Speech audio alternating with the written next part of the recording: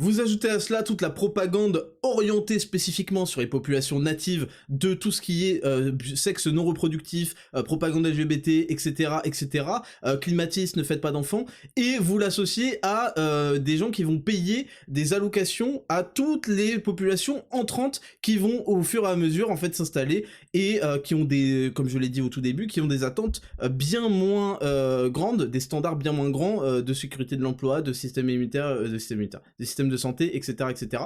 Ce qui va amener une population d'esclaves absolus, tandis que les super riches continueront à mettre leurs enfants bien loin des vôtres et auront eux des, alors qu'ils sont absolument sans frontiéristes, eux ils auront des maisons à 3000 mètres carrés avec des barrières et des armes, des gardes armés pour les surveiller.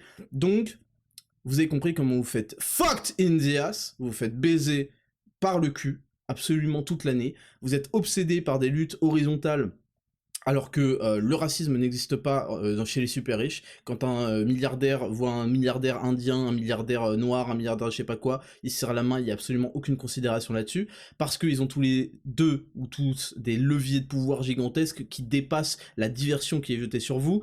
Évidemment qu'il n'y a pas de lutte homme-femme dans ces richesses-là, etc., etc.